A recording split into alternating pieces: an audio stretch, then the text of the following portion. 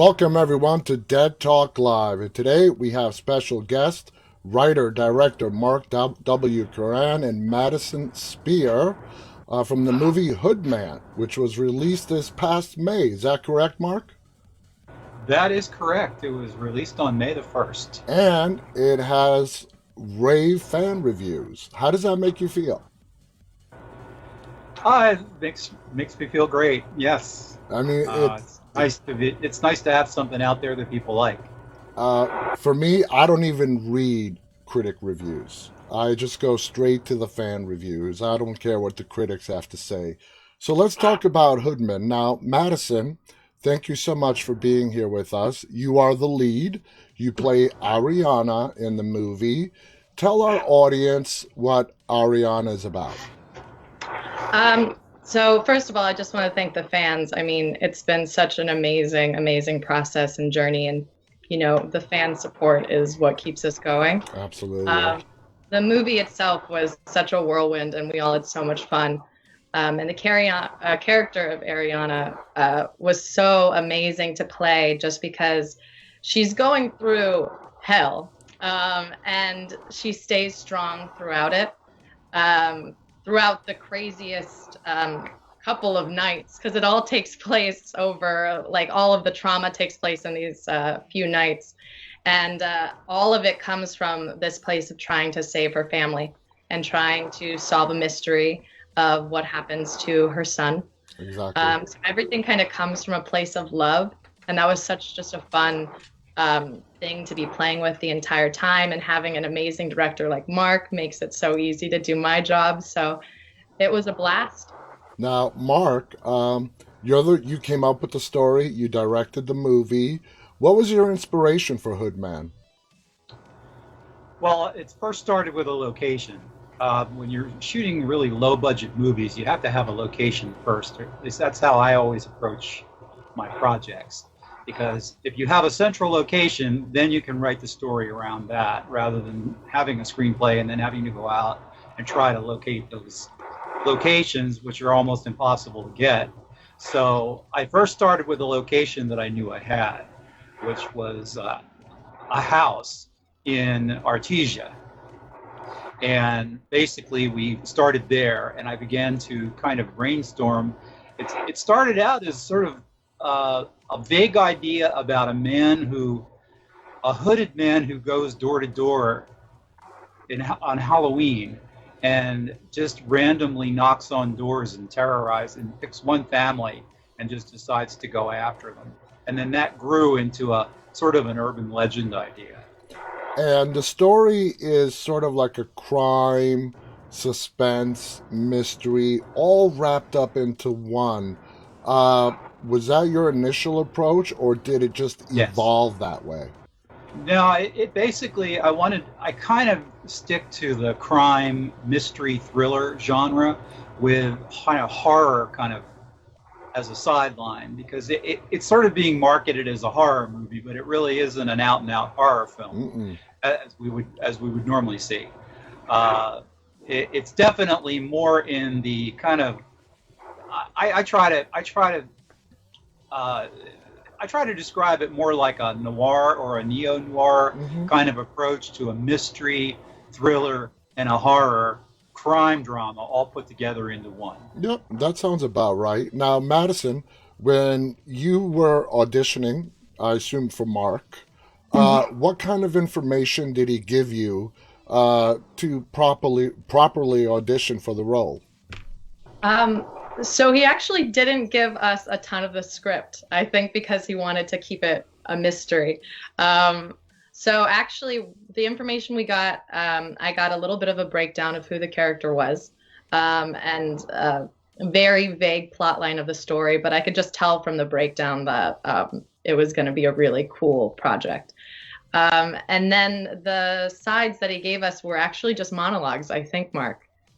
So really, like, just having to delve into who the character was. You're not feeding off of another person. You're really just trying to, like, figure out who this character was. So the minute I got, like, the sides, I knew I was excited about the project and I wanted in.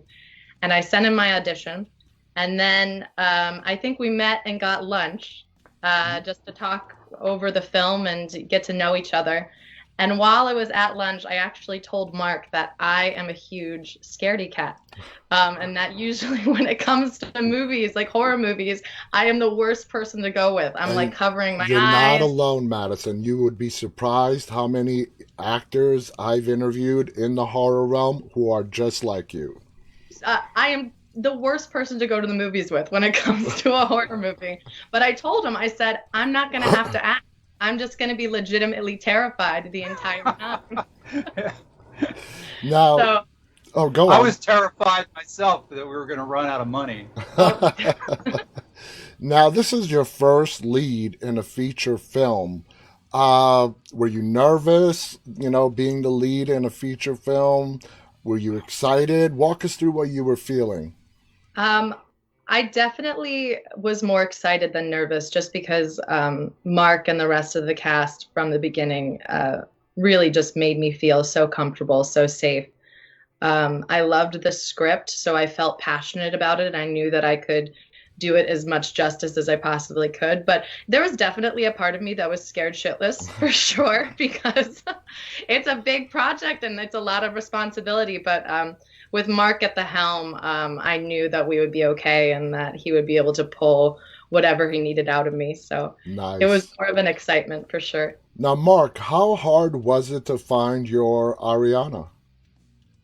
It was pretty difficult. Casting is really the central part of any film. Yeah. And if you don't have that right, the whole thing can fall apart. And it can fall apart not only at the beginning, it can also fall apart in the middle. It can fall apart at the very end where you think you have a strong lead, and then things start to unravel during the story, or during the course of the shooting, because people get tired, long schedules, things like that.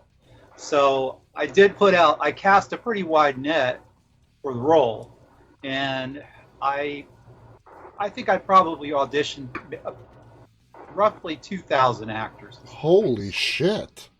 Yeah. And Damn. I was getting toward the end, and I was thinking I wasn't happy with the people that I had, and Madison was one of the last ones to send her tape in. It was well past Are the you deadline. calling me out, Mark? It was well past the deadline, and I was getting pretty, freaked out. I had one person picked out that I thought might be able to do it, but I wasn't confident completely. And when I saw Madison's audition, that was it. I mean, I knew it. It's like like So I just did. Just a feeling. Just had it. Yeah, just a feeling you got that this is Ariana. This is who I want to portray this role. Yeah, and what was really amazing about it was Madison doesn't have a lot of experience. I mean, she's pretty new. Mm-hmm. She had just moved out here, hadn't done a lot of stuff. I think you had done one feature before, or maybe I had done like 2 features as supporting characters, but okay. Yeah, it was 2 years since I had been out in LA when I got Hoodman. So yeah, that surprised me, because she beat out a lot of actresses that had a lot more experience than she did, and so I think she has that natural ability. And there's something, I don't know, I saw something in her that was reminiscent of the actresses of the 40s, mm-hmm. 30s and the 40s, a certain look, and that struck me because she has an unusual kind of look. It's sort of I call it a classic beauty, but mm-hmm. But she had the talent coupled with a very good screen look, and I thought would be perfect. That's awesome for this particular role. Yeah. Now, Mark, this was like your third directing endeavor. Correct me if I'm wrong, but from the prior projects that you have done, what did you learn that was most significant that you brought to Hoodman? From each of the previous experiences? Yeah, something that you've gained you didn't know before you did it before, and you went into Hoodman more prepared than you were in your prior to directing endeavors. I think the biggest thing is to allow the actors to play with the role a little bit. In other words, don't over rehearse.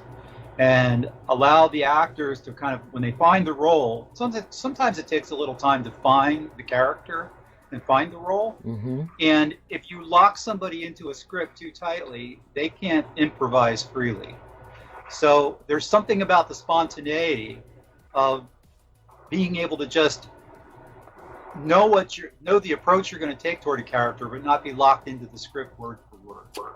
That makes perfect sense. Now, how important to you was it, Mark, to build up the urban legend that you were describing earlier and the world in general in which these characters live in? Well, the urban legend was the center of the story, so that had to be built up fairly significantly from the beginning. We had to establish the fact that in this particular small town, this urban legend had persisted for many, many years. And there had been a lot of disappearances of children in this town as far back as anyone could remember.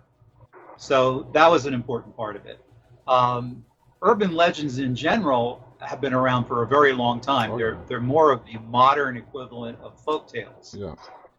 And so that's kind of a fertile ground for a mystery as well as a horror movie. So I think in that context, it was very important to get that urban legend idea out from the very beginning so people wouldn't be confused as to the events that were leading up to the actual sighting of the villain, which is the Hoodman. The Hoodman. Now, Madison, you mentioned just a minute ago, you were a supporting cast member in 2 prior films. Before that, you had done a lot of shorts. What would you say to up-and-coming actors who are currently doing shorts or have done shorts, and they get into a feature film like you did as the lead? What advice would you give them? My advice is probably get to know the character as much as you possibly can. Do your homework, because you want to have that all done before you get on set.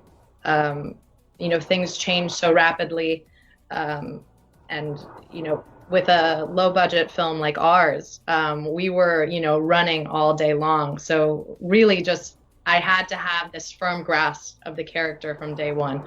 So I spent several weeks of just my own preparing and studying the script and figuring out kind of what made Ariana tick. And it made my job so much easier on set because I wasn't stressed the entire time about, what's going on in the scene? What are my lines for this scene? I had that all done so that when I got to set, I could just play the entire time and just really delve into this crazy story that Mark concocted.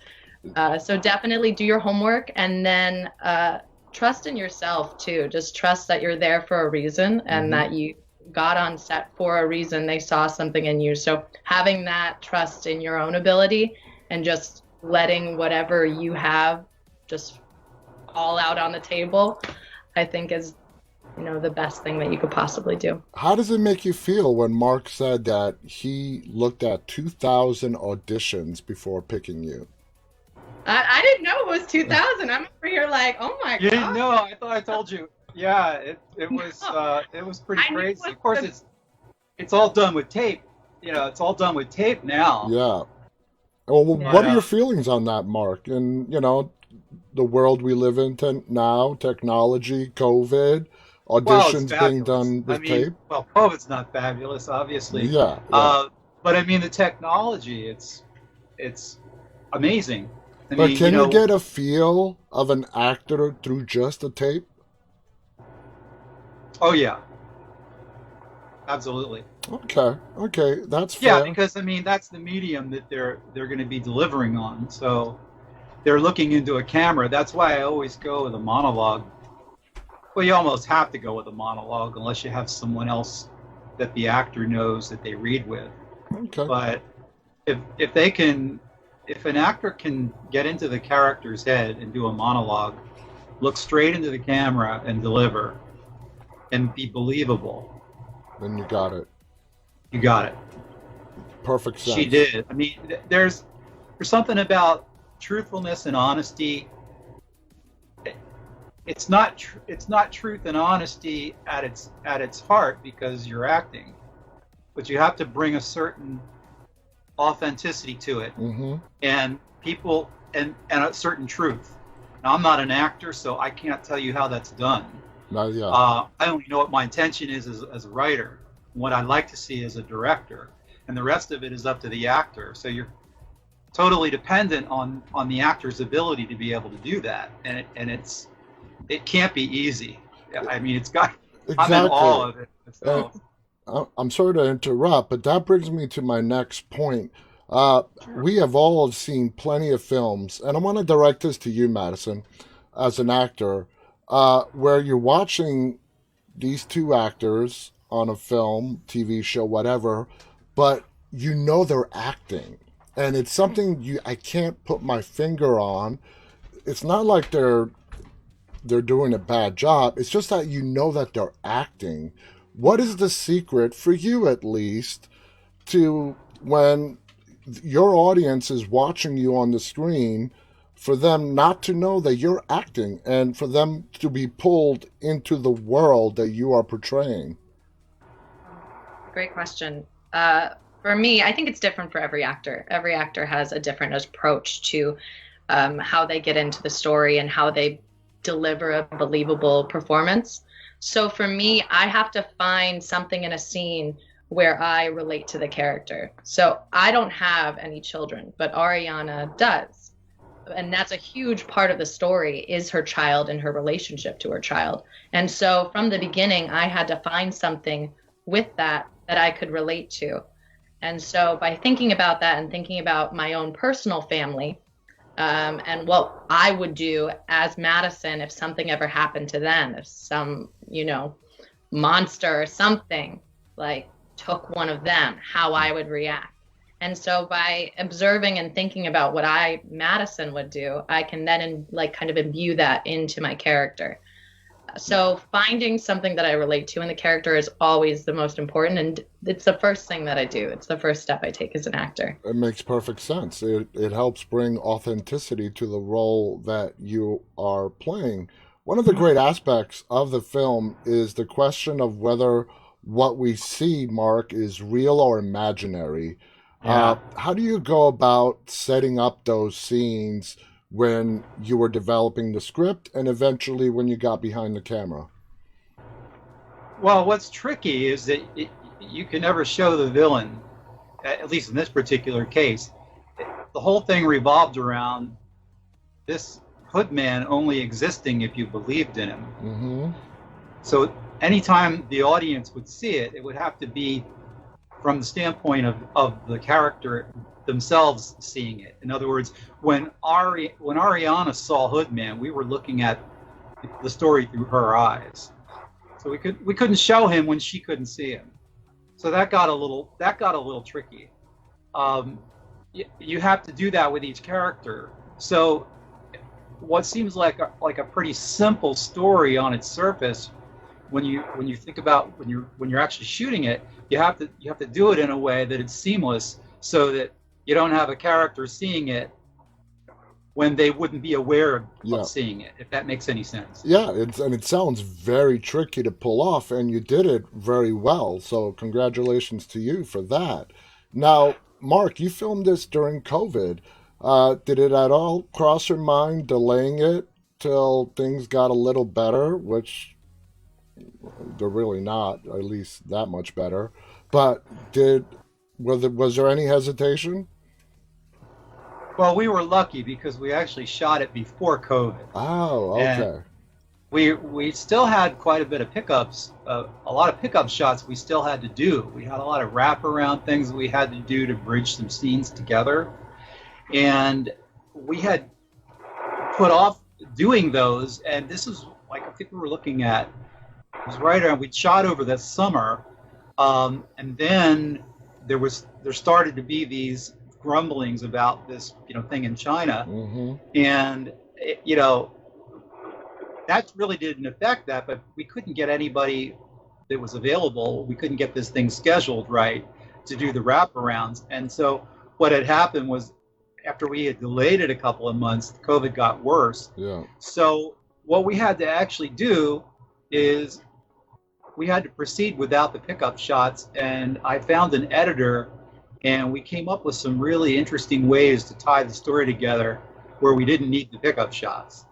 That's very innovative. I mean, in times of crisis and restrictions like COVID, you have to become innovative.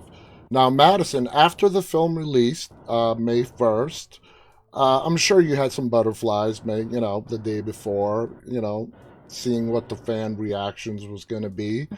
What was the reactions you received from friends, family, followers on social media, and whatnot? There's been such an outpouring of support, which I've been so grateful for, from friends, family, followers, people that I've never met before that just were fans of the film have reached out. And all of them were just so blown away by the movie and the film that we were able to create in such a short amount of time, and then also with the constraints that we had. But all of them, I have so many people that keep telling me they're Team Hoodman. And are wanting a second film. So Mark, we might have to, you might have to go to the drawing board and see, because all of my friends and family and all the people, they've loved it so far. So I've been very grateful for that. Now, Mark, when you penned the script, was a sequel, maybe somewhere in the back of your mind if this thing became a real big success? Well, the number one rule of thumb is always allow for a sequel. Don't kill off your villain. I mean, you have to keep the door open. Yeah, oh yeah. I mean, I wanted this. The idea behind Hoodman was that he could be a franchisable villain and could go on to do film after successful film, raking in millions upon millions of dollars. Absolutely. Now, as you mentioned a little while ago, we live in a world full of urban legends. What you mentioned used to be called folklore. Did you choose any combination of existing urban legends or folklore, or combine various elements of a few to come up with Hoodman? Yeah, excellent question. He is based loosely on the Sandman. Okay. Yeah, and the Grim Reaper as well. But hooded figures have been kind of a part of folklore for a very long time. I mean, I think there were like cave drawings of hooded kind of demonic creatures way back when, whatever.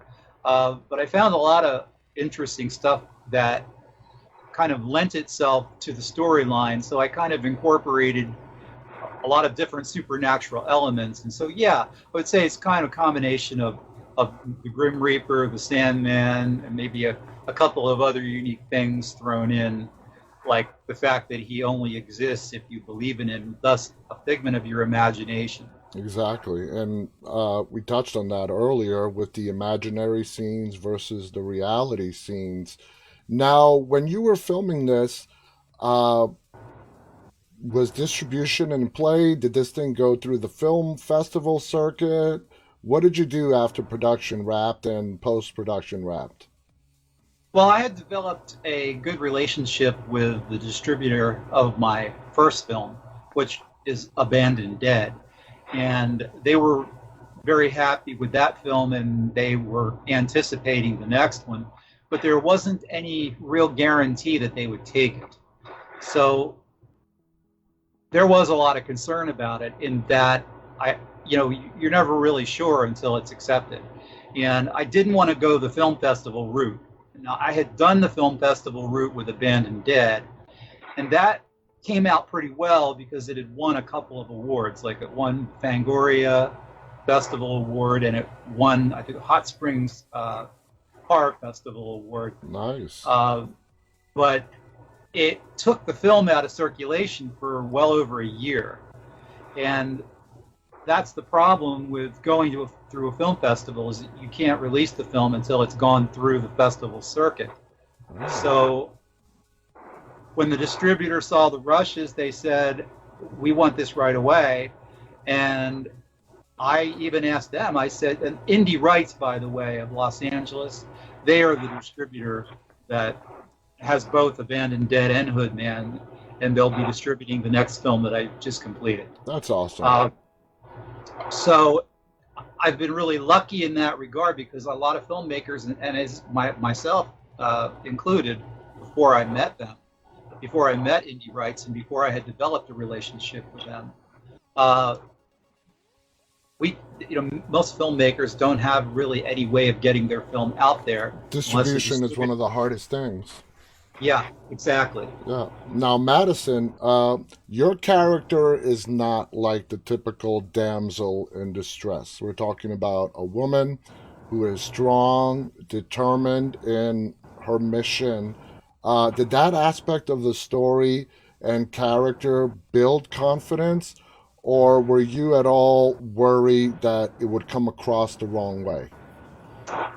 Um, her strength resonated me from the beginning. With reading the script, I really appreciated that this wasn't just a woman that was just running away from the villain.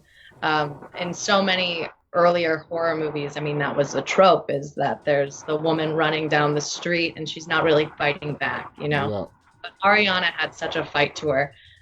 So I wasn't worried at all because I think that it would resonate with people today. Women are strong and capable and just as, able to fight off the villain as any man. So I felt like women watching it, little girls, if their parents allow them, would really resonate with Ariana and her fight to figure out what happened to her child and save her family and solve the mystery. So I had no worries that people would, feel for Ariana. And personally, But I think it's also important to add that, this was a character that wasn't just battling an external villain. yeah. She was battling herself. Hmm. Exactly. Because this story is about not being able to come to terms with grief. Yeah. Because Yeah, that's true. that's a big problem for a lot of people. It's a big psychological stumbling block when someone close to you dies. Yeah. And it's a very difficult thing. If you can't process those stages of grief, all kinds of psychological problems can come out. You find And yourself stuck. yeah, and these other manifestations can come forth from that. Mm-hmm. Things that aren't real, Absolutely. imaginary things, or to lay the blame on an external force, which is what happened in this case. Absolutely. She couldn't accept the fact that her child was missing, so she had to blame an external force, just like her mother had. Yep. Yeah. Now, Madison, back to you. The trend in movies and television, which is great over the last several years, is we're starting to see a lot more stronger female characters. Okay? As a woman, I'm sure you appreciate that and you want to do a lot more stronger, woman character roles. Is that true? Definitely. I mean, I think that the trend is, rather than the women are like stronger than how they would be in real life, it's just more encapsulating how women are, like in, Right.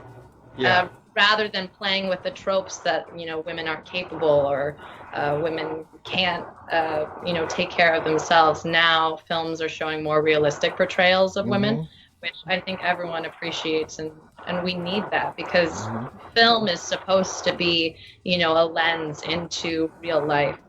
So we need to portray how women actually are. So Absolutely. I'm so happy that Hollywood is finally, Yeah, finally. right? Well, I also think that Hollywood has tried to do that when the film noir guys that came out of the post-war period were doing the unusual stories that they did, like RKO Studios, Warner Brothers.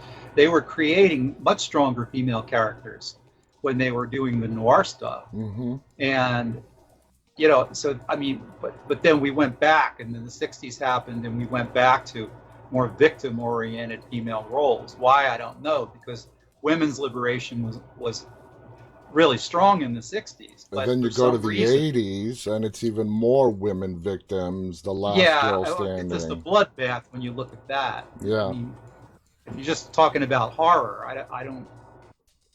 It was I don't know primarily in horror, but it expanded to other genres as well. Now, Madison, as an up-and-coming star in Hollywood, are you at all nervous not just doing Hoodman, but any kind of role that you might get boxed into playing a certain type of character.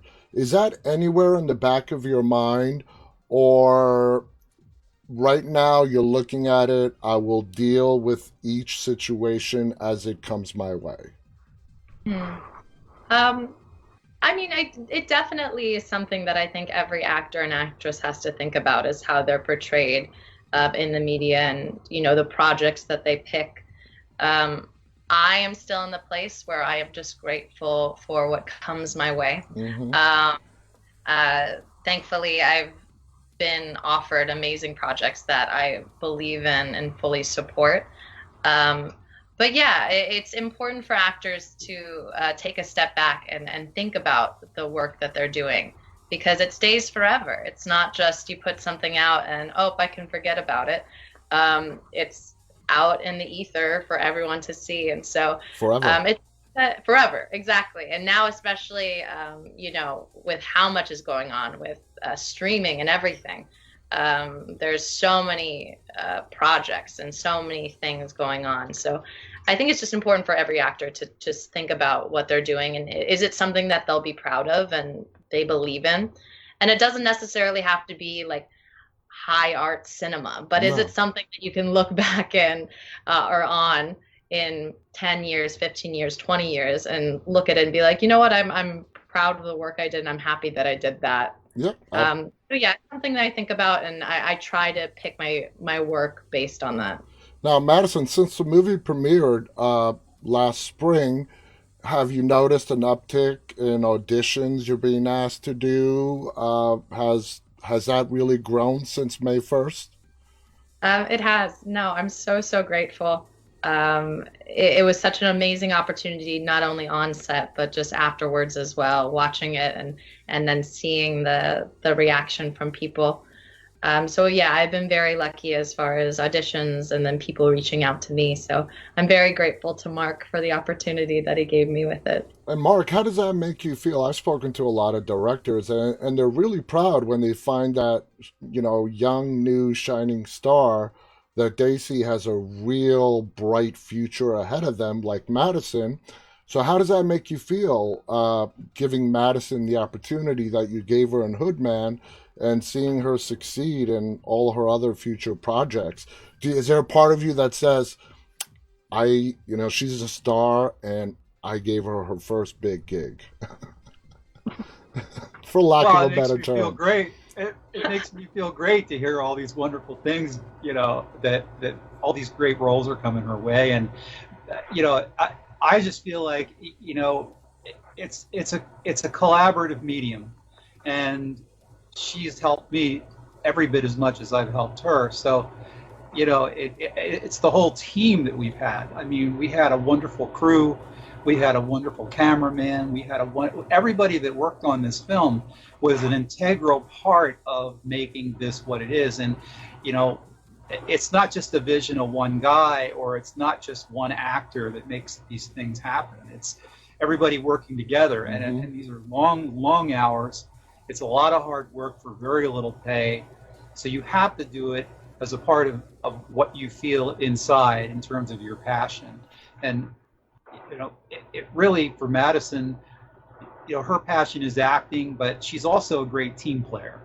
And she was up for doing, a lot of people don't realize unless they've been on a movie set just how long the hours are Hmm. and just how tired everybody is. And then suddenly at like 1 o'clock in the morning, the director snaps their fingers and says, okay, the lighting setup is ready. And the actor has to get into character It's a lot of and waiting deliver around. Yeah.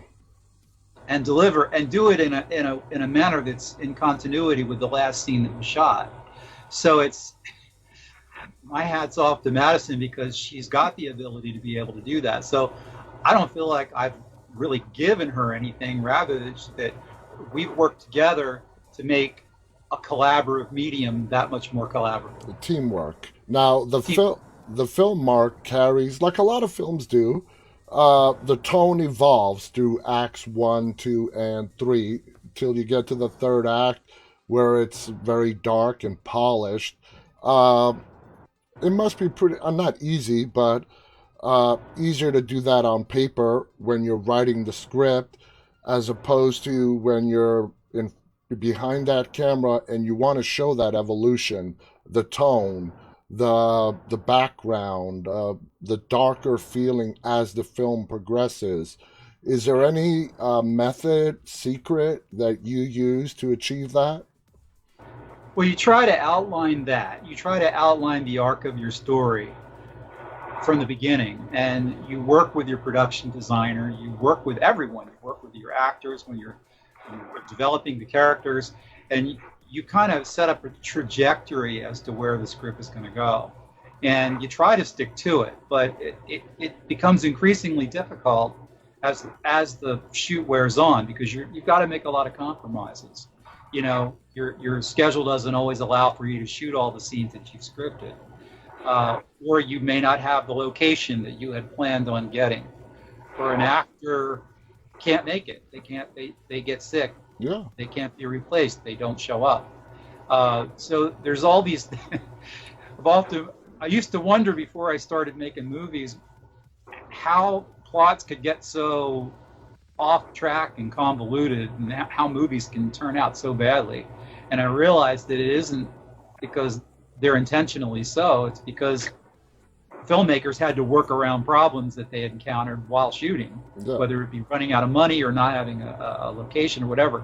So you try to keep it on track in terms of the tone and the style of the film, and you try to keep that arc, you know, you try to maintain that pattern so that there's a change moving from beginning to the middle to the end.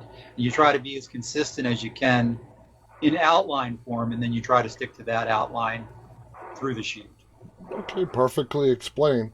Now, how do you feel that this movie has the horror label on it? You said earlier you don't completely agree with it, and I agree with you. It's not a 100% horror movie. It has very different elements to it. But even the poster, which we're going to show in a few minutes, the artwork, you know, describes just by looking at it, the poster of any film is supposed to give the viewer a sort of like image into what this film is about. And the artwork is of Madison with a black background. I believe you're all in red. So it portrays a very dark, scary feeling. Was that done? Obviously, was done intentionally, but was it to show the audience that this is a horror slash thriller type of film? Yeah, I definitely was geared more toward being a horror image, but the actual image being used on the poster was a mistake.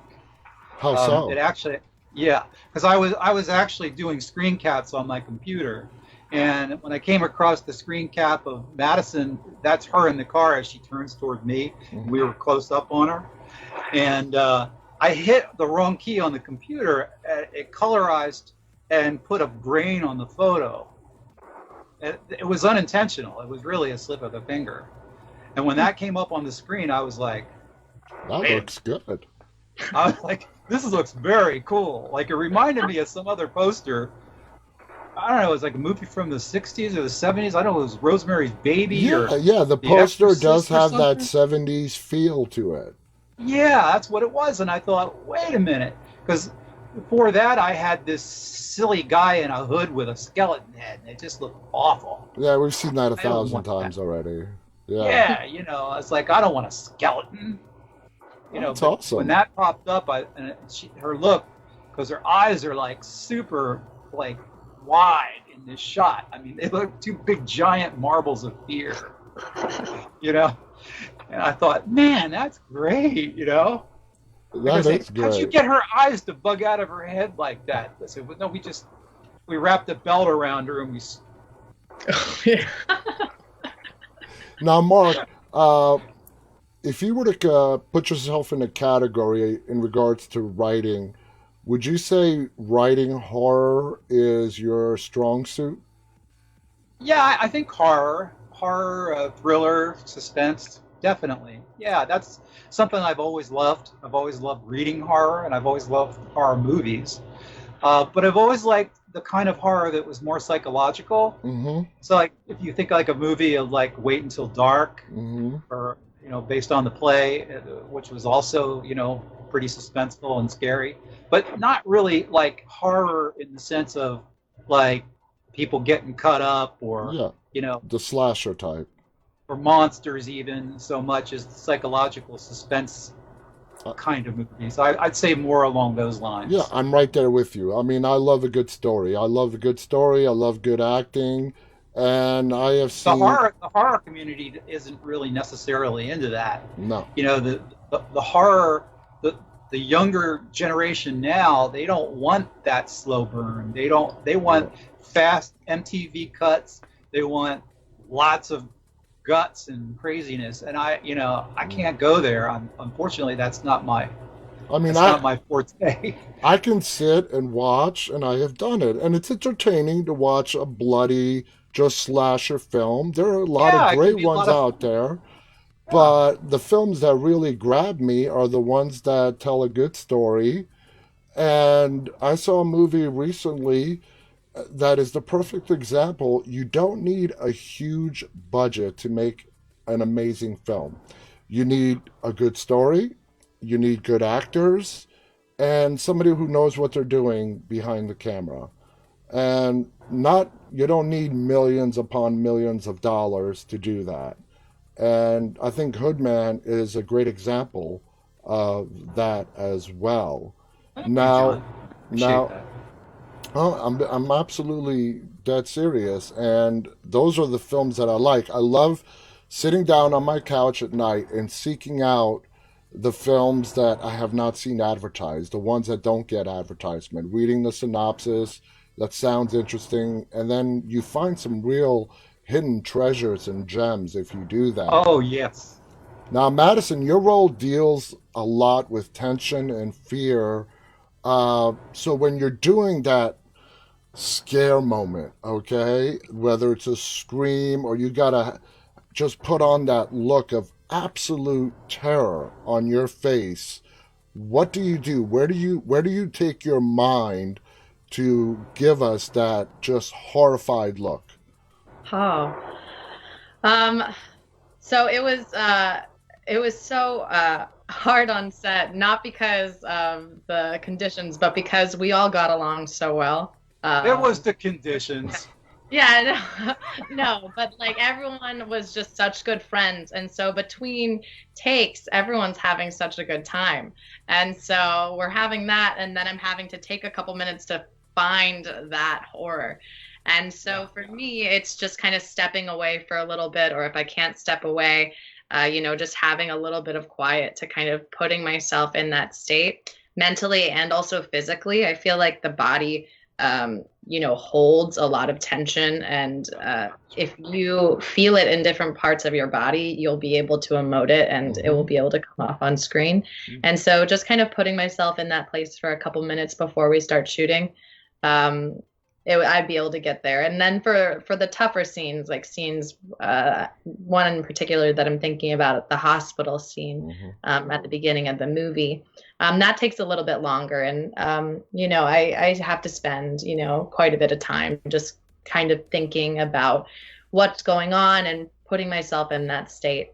And everyone on set was just so respectful and amazing and allowing me that kind of space to get there because it is difficult and it's Hmm. hard and it's hard to get out of it afterwards as well. Yeah, It's with you. yeah. At the So end of the, having, I'm yeah. sorry to interrupt. But there is a secret weapon, as things get laid, and I'd like to kind of advise some of the younger directors here that one of the main tools that you really need is a cattle prod. Mark, can't All get right, I gave it up. secrets. Oh my I God. gave up the secret. Now you're going to have all these directors that are going to be using the cattle prod to evoke the kind of fear I evoked in Madison. And I'm over my here work is just how going to be loving simply and to wonderful the set was. He's talking about cattle prods. Completely different experiences we had. Now, if you're Mark, not getting the performance that you really want, You need a cattle prod. but only as a last resort. Only as a last resort. Just the threat of it can get you the results you need. So, with that in mind, Mark, what was the most challenging sequence scene that presented itself in Hoodman for you? Most challenging scene. One that just, man, was not going the way you wanted it to go. Every one of them? No. The hardest scene to do. Was it maybe the attic? I know the attic was. Well, the attic was especially difficult, yeah, because attics, trying to find an attic in Southern California is next to impossible. So we had to find a house that actually had an upper floor that was completely gutted, and then so just the sheer difficulty of setting that up and doing the set design on it, that was difficult. But when we actually started to shoot, it was okay, but that was the one where we had the stuntman there, right? Yeah, we had a lot of stunts, a lot of crawling around through cobwebs for me. Maybe it was the most difficult scene for me. I wanted, if I were to reshoot that again, I would have had more interaction between her and Hoodman. I'd gotten a few comments about that, and I think we took it down a little bit too dark in post. Okay, well, that's fair. You always think of I'd do it differently next time. Yeah. Now, do you already have, if the opportunity presents itself, a good idea of where to take a sequel if it comes up? Not really, because I don't want to. I could, but I don't want to do that. I really don't, because a lot of that's going to depend on what the budget's going to be, what the locations are going to be, because it's really the locations that dictate. At this level of independent filmmaking, it's your locations that dictate your story. That's true. Now let's take a look at some screenshots of the film. Here's the poster. Can you guys see this? Yeah. Yes. Yeah, here's the poster that we were talking about earlier. That was the mistake. There we go. Not having a good night there. No. And this is the detective. That's played by Brock. He's played by Brock Morse. He is a detective that's on the story. He's trying to get to the bottom of why her son disappeared. Yes. And absolutely, cops do not believe in urban legends. There's Madison again. Let's see. And just look at those. Just look at that face. I mean, yeah. She's able to capture the essence of that character. It's the just like locked in, just the look right there. Right. All right. There you are again. Mm-hmm. And is this as you're reading about the urban legend of the Hoodman? Correct. Okay. Trying to solve the mystery of the Hoodman. Okay. And she's running down clues. She's becoming her own detective. Mm-hmm. And Madison, what's this scene right here? So this is me with the actress who played Sky Roberts. My sister, Sky Roberts. She is incredible. Not only an amazing actress, but also the sweetest kid. We had so much fun on set. Nice. Those are probably my favorite scenes to do, just because we would just be laughing and having fun the entire time. Now, Mark, how is it working with you as a director? What are your personal experience? Do you have any special approaches when working with kids on set? Well, it's the same approach that I would use with an adult. If you have a child actress that's been in quite a few roles, they're already pretty far along, so they don't need to be told or taught what to do. And that's I take that approach with all the actors. I don't tell them. I don't do line readings. I don't tell them how I want them to do it. I don't go through the actions as some directors might. I set the scenario up, and then I allow them to take the character where they need to go with it. And the same holds true with the child actress. Sky Roberts was very knowledgeable of what she needed to do. She knew her lines. She knew the character. And the only thing I had to direct her to do was her reactions of fear. especially like during the times during which she was being attacked, or when she could actually see the Hoodman. Nice, that's She didn't great. have anything to look at Yeah, to react to, so that's when I kind of directed her the kind of expression she needed to have, that kind of thing. But otherwise, no, the actors direct themselves. I'm just a Madison. facilitator. If That's we it. pretend Mark is not here, is that accurate, or is he a very controlling director? No, that is extremely accurate. He was an amazing director in the sense that he really put a lot of trust into his actors and gave us a general, you know, guideline of what he wanted to see with the scene.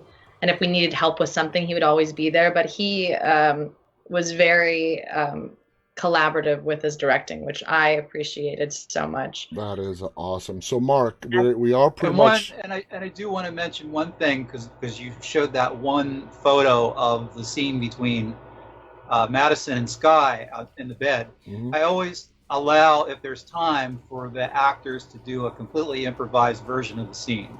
And you know what? A lot of directors do that because I hear it helps the Oh yeah, actors.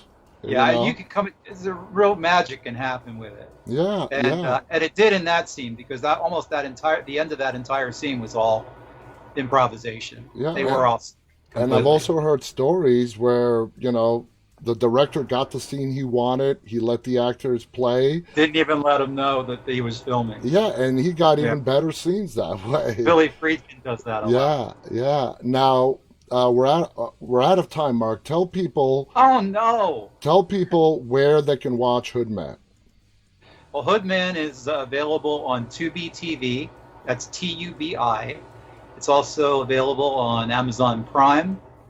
It's on Apple TV. It's on IMDb TV. Awesome. Uh, Wherever great movies are streamed. Absolutely. And Tubi and IMDb TV are AVOD. It's advertising supported. So, Completely free to watch. yep, Just watch the advertisements and help us out with that. Greatly appreciated. absolutely. And And I, saying greatly appreciated is a good segue to say to you, John, that we really appreciate you having us come on and talk a bit about our indie film, because it's my we pleasure. appreciate the exposure, as well as being able to share with the audience some of our Yeah. inside thoughts about it. And I love hearing stories. I love independent films. I'm a big supporter of independent films. You guys did a great job. Madison, you were We love your amazing. show, by the way. Thank you. Thank you so much, Mark. Thank you so much, Madison. Uh, any final thoughts you want to share, Madison, before we go?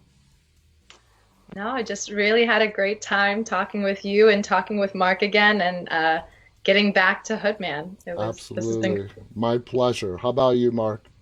I just want to say thank you, Madison, once again for doing such a wonderful job in the film, and for continuing to help in getting the word out. The only other thing I would mention is that I am going to be writing Footman as a novel. Ah, And yes, and I hope that have that out, finished and out by this time next year. that's like the reverse of how it normally works. First, you get the novel, and then you get the screenplay. So that's a Yeah, very, it's a little unconventional, I yeah, realize, but yeah. I want to expand the story. There are so many things that I wanted to say, and you just can't explore it all in the No, movie. you So I can't want to put do it it in a in. 90-minute film. You know, books allow you so much more leeway to tell a story the way you want to tell it.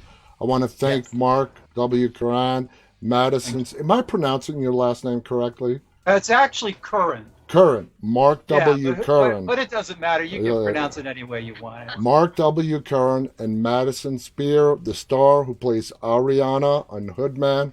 Thank you both for coming on our show. This hour just flew by. Guys, check out Hoodman on all the places that Mark just mentioned. It's a great movie. Fans love it. In fact, I just checked it out again before we went live. It has a 6.0 rating on IMDb, which is not easy to get, trust me. So thank you guys for coming on our show. Thank you to our audience for tuning in. Until next time, on behalf of Madison, Mark, and myself, stay safe and stay walking. Bye bye, everybody. Thank you.